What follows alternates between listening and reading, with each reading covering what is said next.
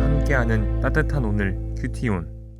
악인의 등불이 꺼짐과 재앙이 그들에게 닥침과 하나님이 진노하사 그들을 곤고하게 하심이 몇 번인가. 그들이 바람 앞에 건불같이 폭풍에 날려가는 겨같이 되었도다. 하나님은 그의 죄악을 그의 자손들을 위하여 쌓아두시며 그에게 갚으실 것을 알게 하시기를 원하노라. 자기의 멸망을 자기의 눈으로 보게 하며 전능자의 진노를 마시게 할 것이니라. 그의 달수가 다하면 자기 집에 대하여 무슨 관계가 있겠느냐. 그러나 하나님께서는 높은 자들을 심판하시나니 누가 능히 하나님께 지식을 가르치겠느냐. 어떤 사람은 죽도록 기운이 충실하여 안전하며 평안하고 그의 그릇에는 젖이 가득하며 그의 골수는 윤택하고 어떤 사람은 마음의 고통을 품고 죽음으로 행복을 맛보지 못하는도다. 이 둘이 매 한 가지로 흙 속에 눕고 그들 위에 구더기가 덮이는구나. 내가 너희의 생각을 알고 너희가 나를 헤아르는 속셈도 아노라. 너희의 말이 귀인의 집이 어디 있으며 악인이 살던 장막이 어디 있느냐 하는구나. 너희가 길 가는 사람들에게 묻지 아니하였느냐. 그들의 증거를 알지 못하느냐. 악인은 재난의 날을 위하여 남겨둔 바 되었고 진노의 날을 향하여 끌려가느니라. 누가 능히 그의 면전에서 그의 길을 알려주며 누가 그의 소행을 보응하랴. 그를 무덤으로 메어가고 사람이 그 무덤을 지키리라. 그는 골짜기의 흙덩이를 달게 여기리니 많은 사람들이 그보다 앞서갔으며 모든 사람이 그의 뒤에 줄지었느니라. 그런데도 너희는 나를 헛되이 위로하려느냐. 너희 대답은 거짓일 뿐이니라. 아멘. 말씀과 함께하는 따뜻한 오늘 큐티온, 수요일의 큐티온을 시작하도록 하겠습니다. 사랑과 은혜가 가득하신 하나님 아버지, 수요일의 큐티온 자리에 저희를 초대해 주심에 감사드립니다. 언제나 주님의 말씀을 사모하며 이 자리에서는 많은 우리 큐티온 식구들에게 주님 복의 복을 더하사 주님의 은혜 가운데에서 거할 수 있는 힘을 허락하여 주시옵소서. 이 모든 말씀 예수 그리스도의 이름으로 기도드립니다. 아멘. 오늘의 묵상 본문은 소발의 말에 대한 욥의 응답이 이어지고 있습니다. 저는 오늘 묵상 본문이 개역개정 성경으로는 조금 이해되지 않는 부분과 또 오해할 여지가 있는 부분이 있어서 세번역 성경과 우리말 성경을 병행해서 묵상하였습니다.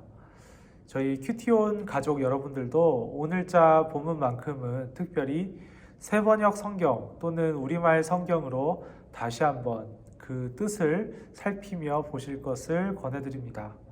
더욱 쉬운 말로 기록되어 있어서 이해하기 어려운 부분들이 쉽게 이해되실 것입니다. 욥은 계속해서 문제를 제기합니다. 하나님이 제대로 된 심판을 한 적이 있냐고 되묻습니다. 진노의 심판을 받아 마땅한 그 악인들의 인생이 여전히 튼튼하고 아무렇지 않게 살아가고 또 행복을 누리고 있음을 보면서 하나님의 심판이 어서 빨리 제대로 이루어져야 한다고 이야기하고 있습니다. 욥은 소발의 메시지가 자신에게는 헛된 위로였음을 이야기하고 싶었던 것일 테지만 그런 욥의 의도와는 별개로 욥이 던졌던 문제 제기, 하나님에 대한 질문에는 큰 착각이 있음을 생각해 보게 되었습니다. 그리고 그 착각이 저에게도 있음을 발견하게 되었습니다.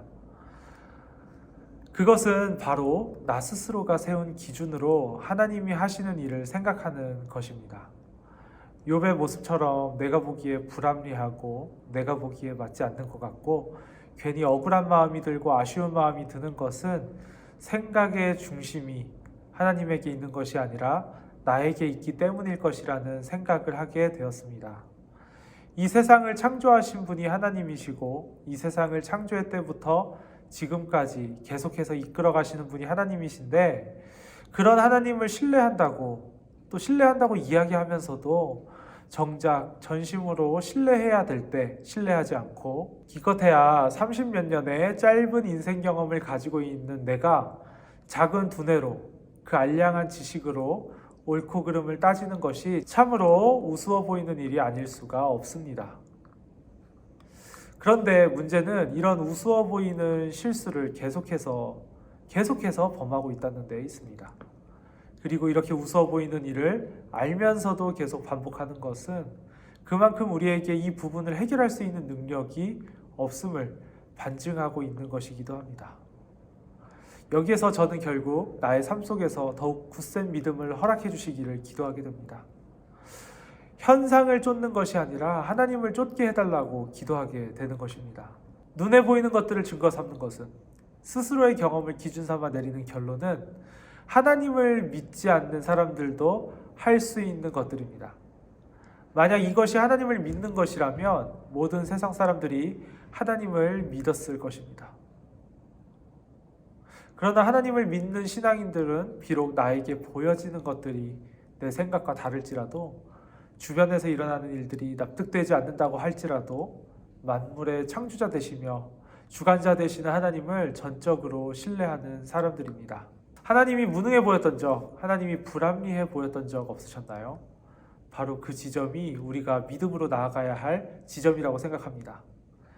나의 생각으로는 아쉬운 게 너무 많지만 그때의 믿음으로 하나님의 말씀을 붙잡고 그 시간을 이겨내야 합니다. 우리는 본능적으로 나의 기준과 경험을 가지고 세상을 바라볼 수밖에 없습니다. 그렇지만 우리 모두 그 기준을 내려놓기를 힘쓰며 동시에 하나님의 기준으로 바라볼 수 있도록 눈에 보이는 것을 쫓아 사는 삶이 아니라 믿음으로 보이는 것을 쫓는 삶이 될 수 있기를 주님 앞에 기도하며 나아가기를 바라봅니다. 오늘의 묵상 문장입니다. 내가 가장 이해할 수 없는 부분을 가지고 주님께 기도해 보면 어떨까요? 다 같이 기도하심으로 주님 앞에 나아가겠습니다. 기도하겠습니다.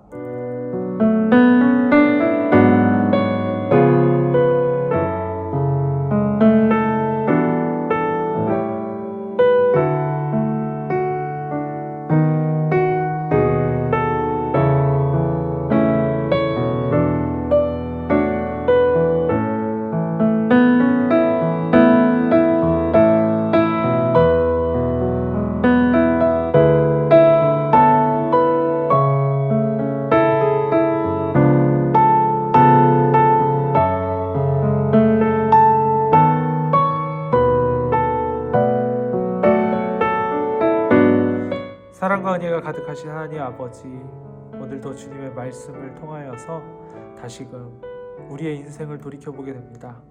주님, 나의 알량한 지식으로 주님의 뜻을 폄하하거나 주님의 뜻을 구하지 않았던 저희의 모습을 회개합니다.